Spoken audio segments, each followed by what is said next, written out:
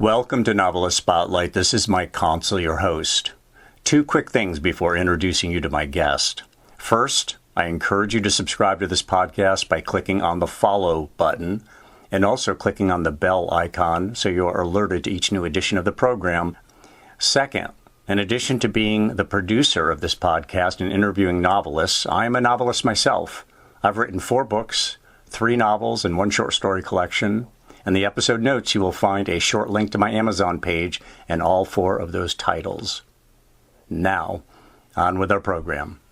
In the spotlight is Graham Greene, the great British novelist, as remembered by fellow novelist Thomas Waugh. Thomas Waugh joins us from London. Thomas, welcome to the program. Thank you for having me. It's a pleasure to be on here talking about Graham Greene, a fine novelist that I hope gets plenty of traction in the US and worldwide still. Yes, absolutely. I've read several of his novels just recently. Let me, first of all, I normally will introduce our guest, but why don't I'll do it a little differently this time, Thomas, and just have you go ahead and introduce yourself in terms of what you do as a novelist. Give us kind of the nutshell wrap. Well, I mean, as a novelist, I have 2 kind of strands to what I do.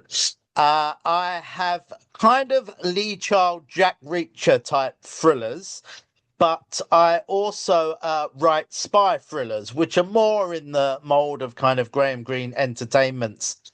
So there are kind of 2 strands to what I do. But, you know, I'm conscious and mindful when writing these books that I've got Graham Greene and John le Carré on my shoulder. I wouldn't blame them for any faults of mine, though.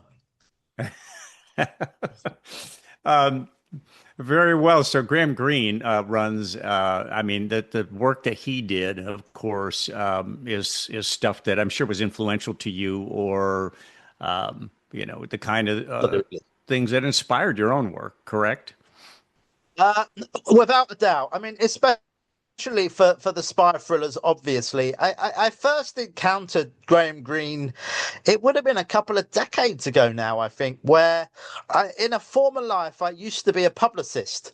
And I worked with an author called Tim Butcher, who was the best-selling author of Blood River. But I also worked with him on a book called Chasing the Devil, which was basically a travel book about him following in the footsteps of Graham Greene and his book Journey Without Maps when he traveled around Africa with his far braver and more accomplished cousin Barbara Greene.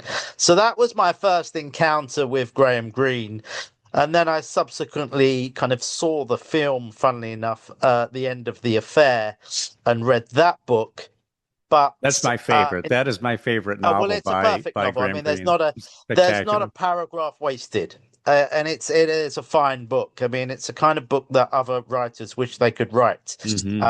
But then fast forward, probably about 10 years, and I read a book called Gun for Sale.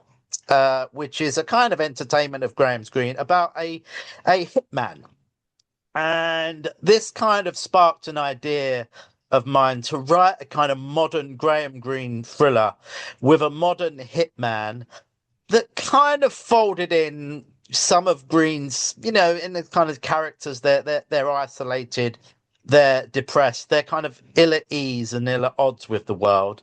And in some ways, they are kind of violent and villainous, but then there's kind of a redeeming qualities to them also. So that was kind of my initial inspiration. And then I wrote, a series of novellas, and I called that Gun for Hire out of a nod towards kind of that book and Graham Greene. And that's so you met Graham Greene the man while he was still. No. Oh, God, okay. No. Okay. No, I wasn't. But you came across his work and so yeah, on. I came across his work. I mean, the thing is, I mean, as you said, the books are the things. If at the end of this podcast, if we can convince a few people to read or reread Graham Greene, we've had a worthwhile afternoon. Well, one of the things I did recently was read Graham Greene's biography, one of the biographies about Graham Greene, and by Richard Greene. Yeah, I believe so. I'd have to go back and Yeah. look, but I think that's right. No No relation, relation, of right? course, but I Yes. had a little dealings with Richard Greene, who is a lovely man and wrote a brilliant bio. I mean, Greene led a very rich, pacey life, and this biography captures all of that. And at the heart of the things, again, are the novels where he discusses all of those. But he's brilliant on kind of Greene, the writer. How much he got paid. It's not a hagiography either. I mean, Greene can be a, difficult character and even cruel sometimes. Yeah. Well, one of the things that surprised me was how much Graham Greene suffered from depression, and Mm. like so many writers, it shouldn't be a surprise because so many writers suffer from depression, it seems like, and how political he was in terms of direct involvement in fighting against fascism, communism, American imperialism, and interventionism, and oppression of all sorts.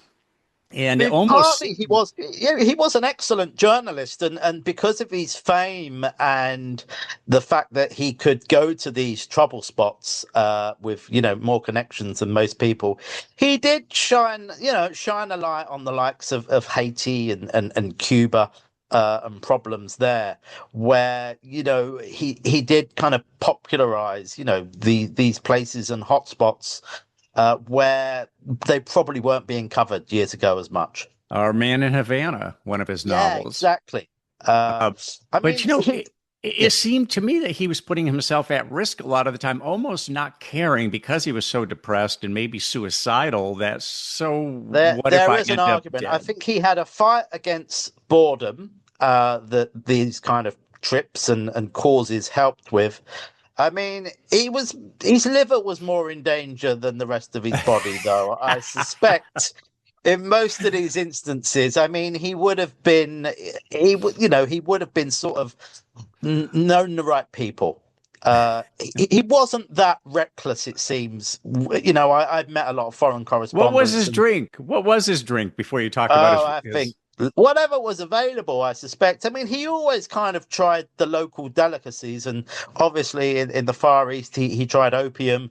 I mean, he kind of used speed as well, Benzodrine to help, right? But I think it was just kind of constant. I imagine he would have drunk barrels of gin over the course of his life, where that was in quickies. And I think he said whiskey is the medicine of despair.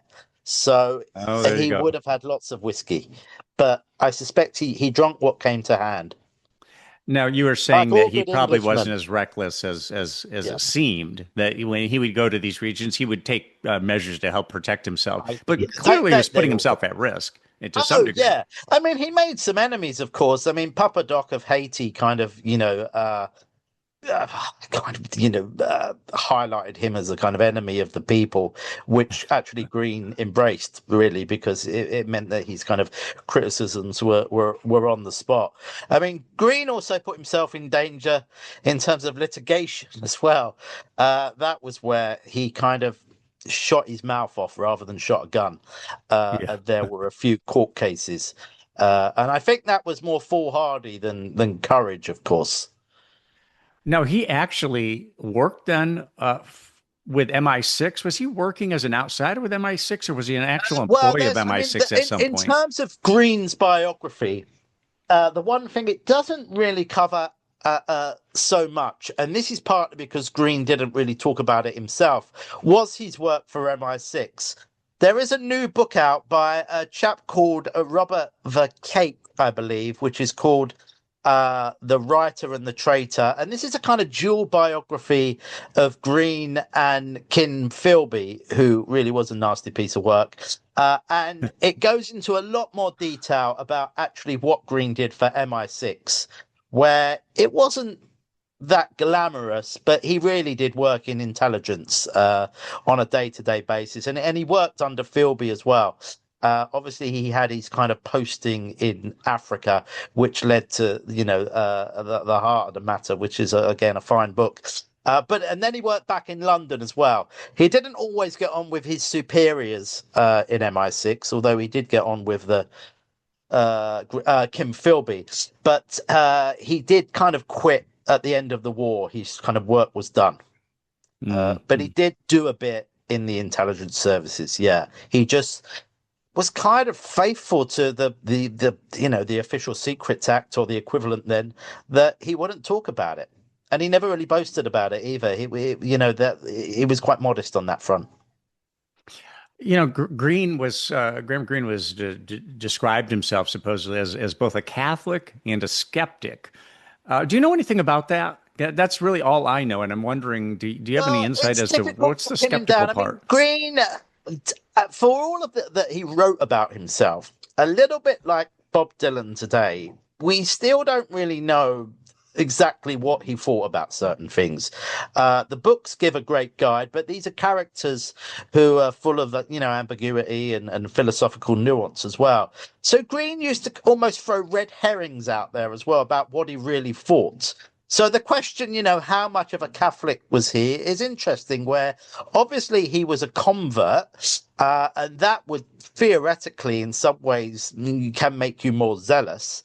But in terms of all the tenets of the Catholic Church, he certainly didn't agree with. I mean, he was a writer and a skeptic, which kind of tempered, I think, his Catholicism. Yet he was also kind of obsessed with it, where it was perhaps a cause and a cure for his depression, as you mentioned, which he kind of suffered from throughout of his life. I mean, in terms of the kind of book that I sort of wrote, really focus on Graham Greene, called Eastern Promises. It's the idea of Greene being both a kind of Catholic and then a communist as well, or certainly a communist sympathies. And that's where there is a kind of friction, where Catholicism is probably more concerned with the individual, and then the kind of communist sympathies was about, more kind of socialism and practical kind of politics as well. And after seeing kind of communism or communist leaders kind of, a little bit more closely, he kind of rejected a lot of, communism and Stalinism, where, Catholicism has this ability to stick. And kind of he carried that through. It runs through him more like a stick of rock, I think. Regarding his Catholicism, Catholicism forbids suicide. And yes. Graham, I think, was depressed enough to be suicidal at times. And I wonder if that wasn't something that it was his adopted religion, and he decided that, well, it's forbidden, so I can't do it, but I'll just carry on. I think nowadays, to write a book about Catholicism and suicide, people wouldn't really bat an eyelid. But when he covered it in The Heart of the Matter, it really was a kind of cause célèbre. I mean, this was a sort of best-selling novelist, almost sanctioning suicide, and sort of, and a Catholic as well. And it was kind of big news of the day, where, there's this idea of a kind of, a depressed person sanctioning suicide. And there was a kind of practical way that he kind of did that as well, in terms of the character Scobie. So it is a big thing. I mean, there's lots of also just characters that die throughout kind of Graham Greene's novels. And there was the question, was there a kind of death wish? Certainly had a high sex drive, but did he have a bit of a death drive as well? The argument is that he did. And some of the characters obviously, commit suicide, but some of them sort of die. And it's the idea that you're kind of happy with them dying because they were suffering so much. So his kind of relationship with death, or his characters, is fascinating. I mean, the trouble with that is that there are no sequels if you kill off the characters. So, this is true. Yeah, have to keep reinventing. Well, this is it. But if a lot of the characters did survive, novelists like me in a few years' time, or more than that, could write the sequels. But there a lot of characters die. Yeah. I hope I'm not. This is not spoiler alert, but people die. People. Yes. I think people would expect it. Yeah, some are going to make it, some are not. You mentioned you had hinted at a sex addiction. Was he promiscuous? Was he divorced? 7 times like Richard Burton. And again, this is where he could bend his Catholicism, where, he married a Catholic, and he was married to her for a long time, but he was incredibly promiscuous. Yeah. I mean, I guess it's not that shocking, really, that, every generation thinks they invent sex and promiscuity, but it's been going around for a long time. And he had a number of long-term mistresses who, even the sort of character in the End of the Affair, I mean, that was partly based upon a kind of relationship that he was having, and also in terms of, the man he courted was real, and also named, I think it's Henry, correct me if I'm wrong. So he did put that in his books as well. And obviously he was, not addicted to, but he had a penchant for prostitutes as well. I mean, it was the war. He was a journalist. These things add up. Yeah. I like how you put that. I mean, I got a feeling, I mean, I dare say it was pretty legion, but I mean, he sort of talked about it a little bit more openly as well, I think. And not to be sensationalist either, I just think there was a kind of honesty to him. Yes. Now, he did divide his books into 2 categories, novels and entertainments. Does that mean anything to you? I mean, how did he divide them? I mean, yes is the answer when you read the books. I mean, there are some that, straddle both, literary fiction and also, thrillers. And these are some of his best work. I mean, Our Man in Havana works as an entertainment, and it works as a piece of literature, and the same with Quiet American as well. So it was a kind of shorthand for him, particularly, I think, in the earlier part of his career as well, though. And I mean, there are some great entertainments, if you like. It also helps because by learning his trade as a kind of spy and thriller writer, it gave a sense of extra engagement and thrills to his literary fiction. And this is probably why he sold so much. I mean, he was, in some ways, I guess it was, very commercial fiction, pot boilers almost. What do you consider to be the major themes of his novels? What are kind of the overarching themes? I think there's isolation and redemption. There is kind of this idea of looking for some sort of meaning and not necessarily finding it. I would say as well that you need to, in a sense, flag up the darker side of things to also kind of reveal the light as well. I mean, it sounds all a bit woolly, but these are some sort of general themes. I mean, I just think he had some incredibly interesting central characters as well, whether they were related to him or based upon him or not. They're just fundamentally interesting, flawed protagonists. Yeah, Yeah, sorry. What about his prose style? I mean, how would you describe his style, his writing style, and did it evolve over time in your estimation? I think it did. I mean, his early books are not that good.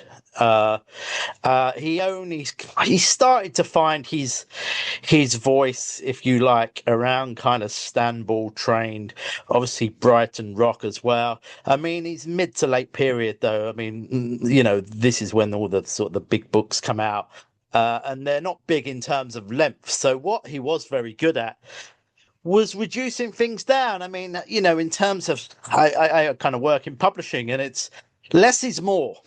Don't waste words. I mean, rather than pages and pages of description, he can basically set a scene in an almost cinematic way within a couple of paragraphs.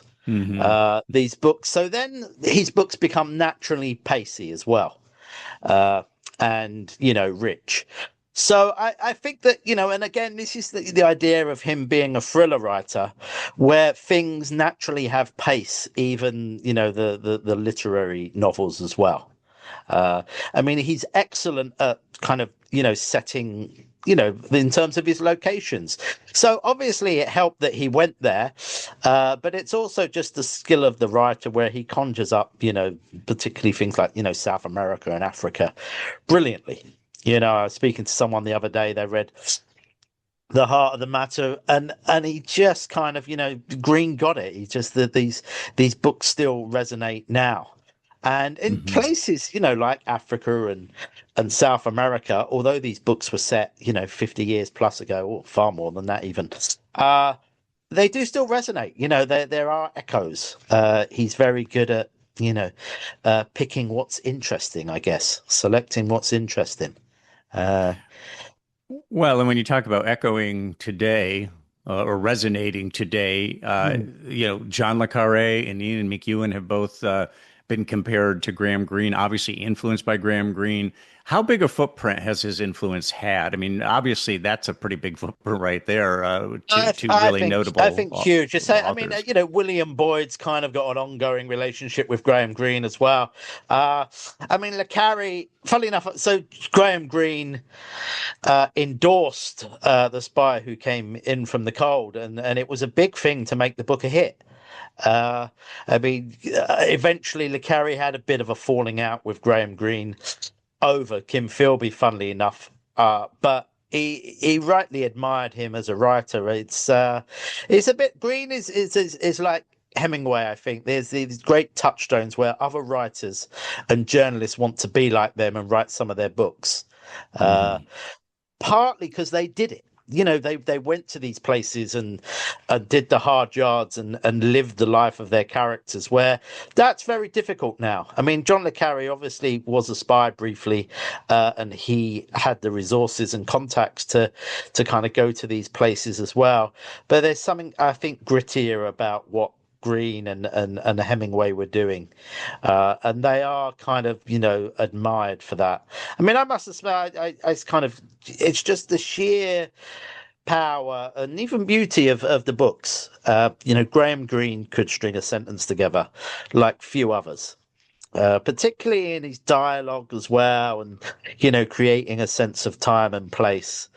We all kind of we aspire to it, basically.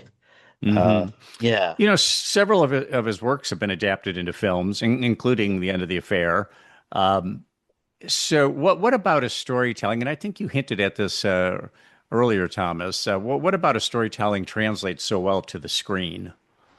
Well, I think there are a lot of disappointing adaptations of Graham Greene, funnily enough. But I think it helped that quite early on in his career, he was the film critic for The Spectator, but he knew film producers. He hung around with them. Alexander Korda was a friend, and he bankrolled him in some respects as well. So he was in that world, and contacts is all in that world. So a lot of these things did get optioned pretty quickly and made. I mean, obviously the Third Man is a masterpiece. I would say that Michael Caine in The Quiet American is also well worth checking out, and The End of the Affair is also superb. But there's ones that sort of, I don't know, leave me a little bit flatter. Although I quite like The Human Factor as well, which was made, I think, late 70s, early 80s, which has, I think, David Bowie's wife Iman in. It always attracted great cast and actors as well. So we have the comedians with Richard Burton and Elizabeth Taylor, and Alec Guinness. So what a stellar cast that was. And I think maybe James Earl Jones. I could be wrong about that. But that film isn't as good considering the cast it's got. Again, a fine book. I think there was the honorary Consol film with Michael Caine and Richard Gere, and I would argue read the book rather than see the film on that one. Always. There's hit and misses. I mean, obviously Brighton Rock was a huge hit at the time, and I do think that somehow Greene attracted great actors. Obviously, we have Alec Guinness in Our Man in Havana as well, who is just perfect casting. But I think there are a few which are sort of more missteps potentially. Saying this, these are all good, very good films. Yeah. But the books are better. Listeners, the books are always better. There's just so much more content in the book. And I've said it before that when you read, you are a co-creator, because your imagination is part of the whole reading of fiction, particularly literary fiction. What do you consider to be Graham Greene's best novel, or your favorite? Maybe it's too much to say, well, No, this one's the yes, best. no.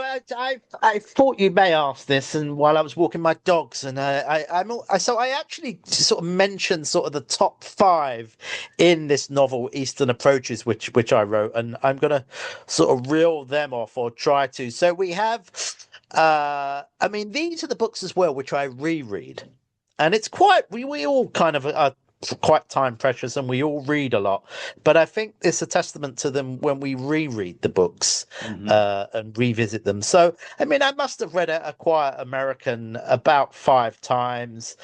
The End of the Affair I've read a few times. The Heart of the Matter, I'm quite partial as well to The Human Factor, which is a great kind of undervalued spy novel, really. And apart from him killing the dog in it, which annoys me, I love that. I love that book. That's one I would return to as well. And it's one, again, there's a very dark, dry humor in it as well, which Greene should be credited for. He has a very sly sense of humor. So although there are themes of death and suicide and depression, there is humor in a lot of these books, which people can and should enjoy. But if I was to recommend anyone to go out, I would probably say The Quiet American. Good starting point for anybody who doesn't know Graham Greene. Exactly. Start right there. Exactly. Yeah, I think so. Yeah. So, what do you consider his, just final question on Graham Greene, what do you see as his place in literary history?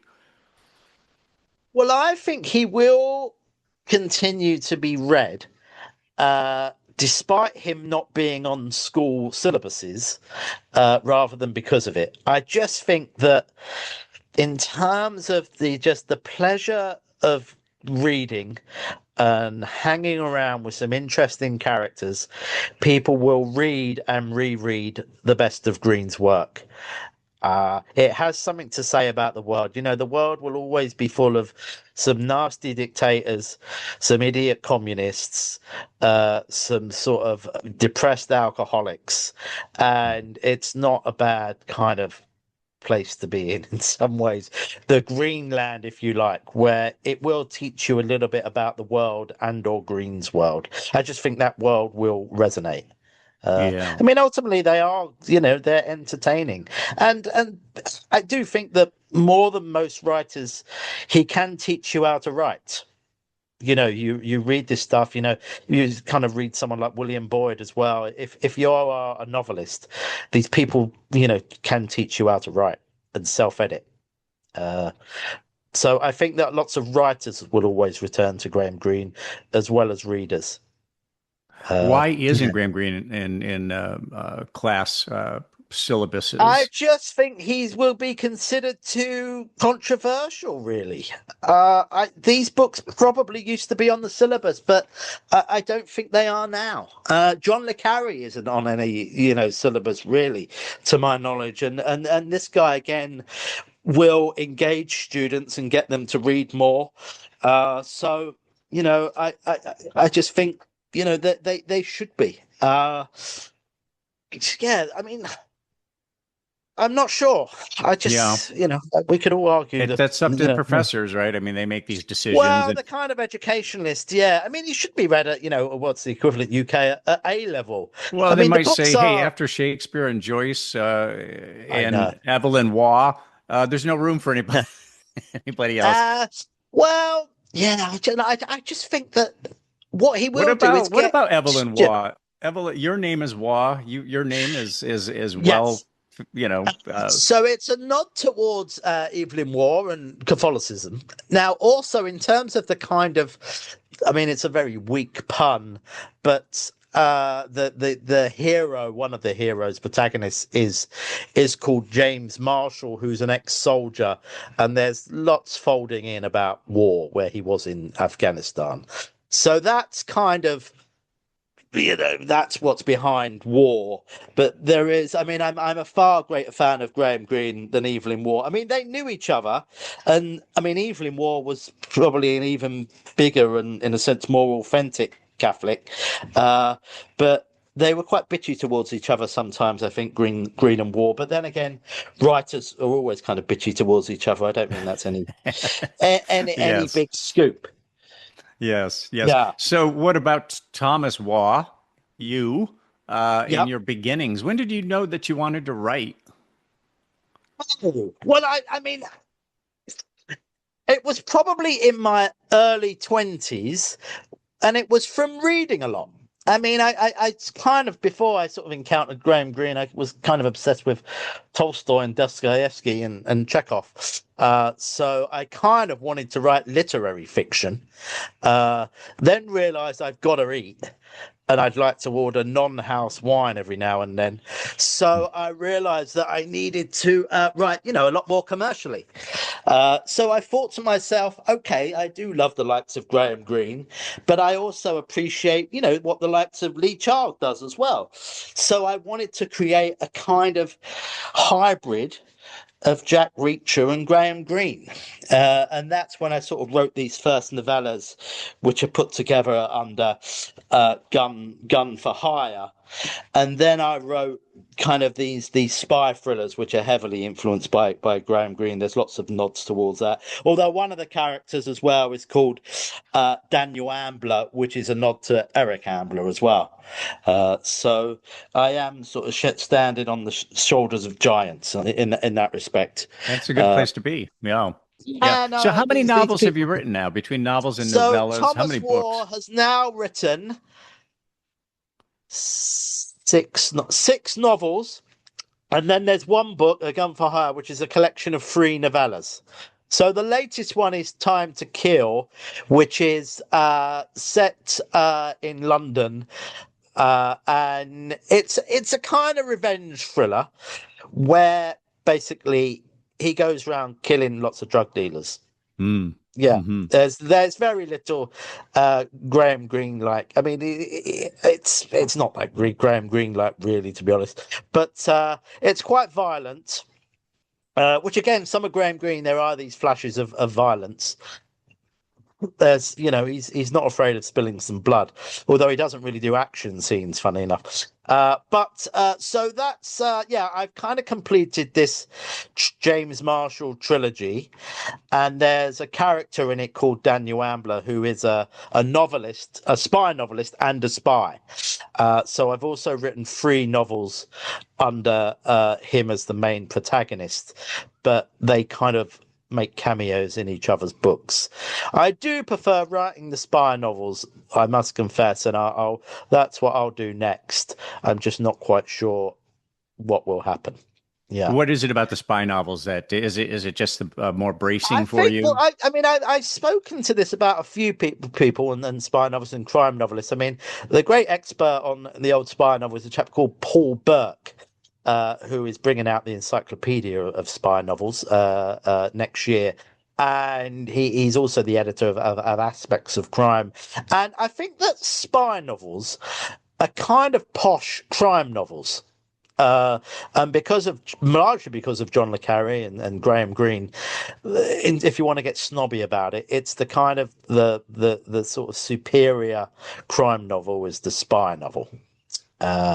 And it's just a little bit more literary, if you like. I mean, a lot of the ingredients are the same in crime fiction and spy fiction, but spies are just very interesting. There's this whole kind of subset audience for spy novels as well.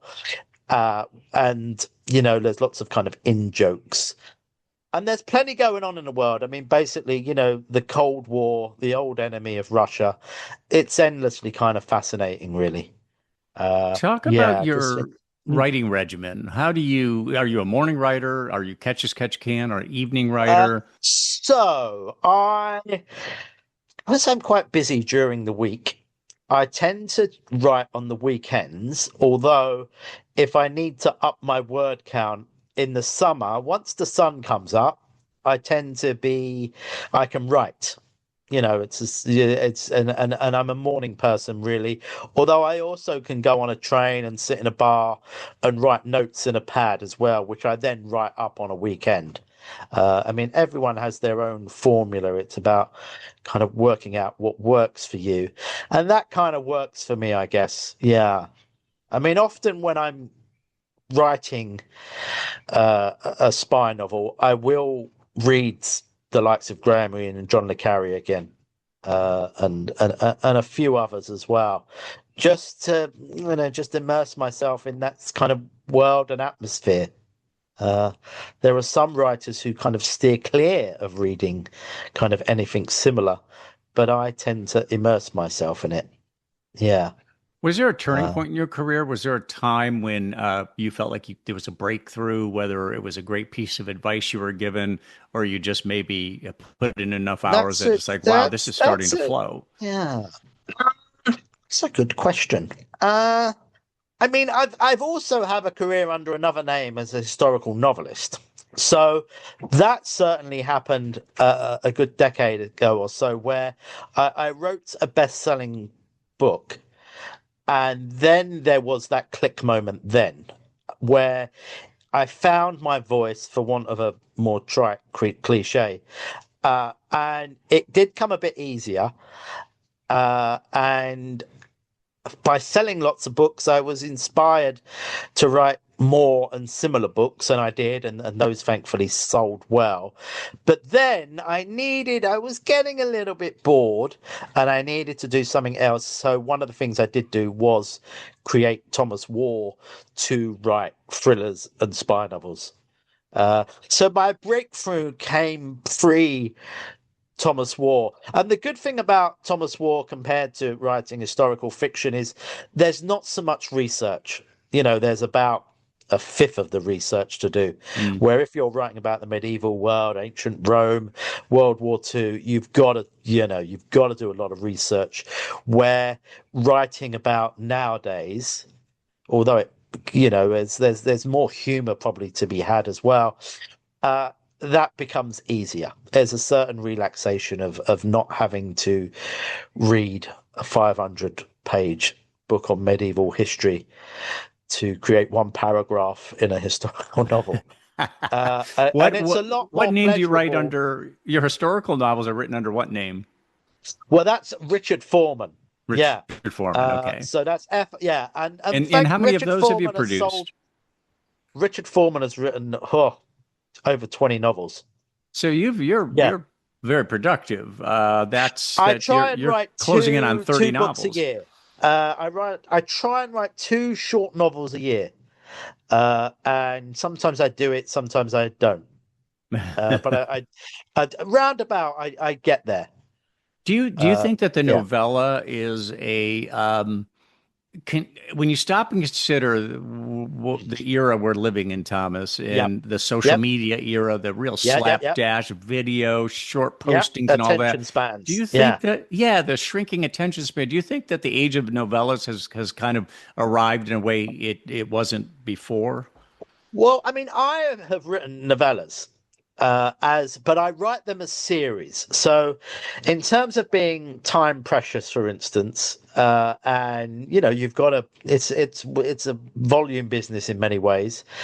It suits my sort of time to write sort of 3 40,000 word novellas and turn that into, in a sense, a series of books, which is also a long novel, than necessarily write longer novels. I've mixed it up, basically. It's about what the story requires. But I did start off writing kind of, and it's also, Kindle allows you to do this, of course, where you can write 20,000 words and publish. I think that I blitzed so I kind of years ago, I wrote a series of extended short stories about Raffles, the kind of gentleman thief. So I wrote, I don't know, there must have been about 15,000 word stories and put them together as a novel. So there's practicalities on Kindle that has probably shifted the market and, given more sanction to write novellas, as well as the fact that people are supposedly time precious and short books are all the rage. It's a real mix, I think. I don't know. I've had this conversation a bit lately where, because of young people, if you like, and attention spans, it's and the way that YouTube works, etc. Shorter is better, but I don't know. There's a sweet spot, I think, of writing 70,000 words or 90,000 words. I mean, even Agatha Christie was knocking them out at 50,000 words, and you really can tell a story in 50,000 words. I'm all for that. Yeah, and a lot of Graham Greene stuff is short, of course. Yeah, he didn't write, War and Peace in terms of I mean, I think his longest, it's probably 90,000 words was his longest novel, but there's plenty that would be about 70,000 words. He wrote some novellas as well. I mean, the Bomb Party, and I mean, The End of the Affair must only be 50,000 words, I suspect. But yeah, that novel is gives you more than lots of other literary novelists will do in 3 times the word length, if you like. Yeah, you were saying, not a word or paragraph wasted. I mean, it was a very disciplined and beautifully written book. F. Scott Fitzgerald kind of had that quality as well, I think. Maybe it's partly the training in journalism as well. I don't quite know, but there is the kind of elegance to what he does, as well as sort of pace and color. I just think he can teach us all a few things. Saying that, he did write some terrible books to begin with. Well, there was training, right? You have to do your training. I mean, well, this is what the novella can do as well, as a practical guide. If you've got any young novelists, listen, write 40,000 words. It will, because that's still a commitment. The idea of just writing sort of poetry and short stories, again, that should be a grounding to get you to then, okay, I'm going to write a novella. And once you've done 40,000 words, and the good thing is that at the end of the day, you can publish 40,000 words on Kindle, or some other publishers may publish it. And then you get to, I've done 40,000 words. I can now do 60,000 words, and then, you've got a novel. So that's one piece of advice you just gave. That's a good piece of advice right there for aspiring novelists. Is there another piece of advice you might offer if somebody was to come to you and say, I want to be a novelist, and I'm not there yet? When I sort of give talks or people ask for my advice, I mean, one bit of advice I give, and the color drains from their face, is just to say, read Tolstoy. Read the best of the best. He will teach you things about writing as well. But read. I mean, this is it. People like Graham Greene and Tolstoy will teach you to be a better novelist. They'll also teach you about the market. I mean, as I say, there's nothing wrong with reading, Lee Child, or certainly the first sort of Jack Reacher novels, because there's a reason why they sold in their millions, because they've got something. They had an X factor, and you'll never be able to wholly recreate that X factor, but you should be looking at what these people do. For sure. So that which would be of my your novels is read. Yeah. Which Richard Foreman or Thomas Waugh novel was magic for you? Magic in terms of it really either it came fully formed and was written very quickly, or just had the quality that you were aspiring to? Well, it took me. There's a couple. So I wrote a heavily literary novel called Warsaw, set in the Warsaw Ghetto during World War II. Now, that took me years to write and research. But at the end of the day, a lot of people have read it and sort of said how good it is. I mean, I wouldn't want to spend that much time on a book now, to be honest. But I mean, eventually, that book was like kind of #1 in Canada on Kindle for all of an afternoon, and went top 20 in the UK. I mean, it was when I wrote a book called Augustus, Son of Rome, which was a huge kind of bestseller and continued to sell. And that gave me the formula as well. It's like, okay, let's replicate that. and then I wrote quite a few kind of, books set in ancient Rome. I'm quite fond of the kind of Daniel Ambler spy novels written by Thomas Waugh as well. I just really enjoyed writing those. And if you enjoy writing something, I think it does come through that the kind of readers enjoy it as well. So I've done a fair few things. It's quite nice I've done some fiction set in medieval times as well. So there was a book called Band of Brothers. That sold incredibly well, and sort of gave me the confidence to, you can write in different periods as well. Mm-hmm. During COVID, I'm reasonably prolific anyway, but COVID gave me the time and space to sort of become more prolific. Really dig in. So I wrote a kind of series based on the First Crusade as well, and I enjoyed that as well, partly because I got to, research it quite a bit as well. So there's kind of some good history in that. So it's a real mix. Yeah. Yeah. Just in closing, then, let's talk about your bio and where you want it to be when you're done with your work.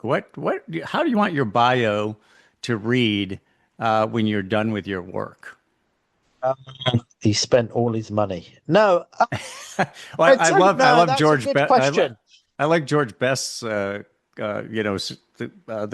famous British soccer player said, I spent 90% of my money on women and drinking. The other 10% I wasted. Well, there was the thing where, he was in a hotel room once, and I think he was kind of in the bath with, I don't know, former Miss World or whatever, or a couple of dolly birds, as we might call them.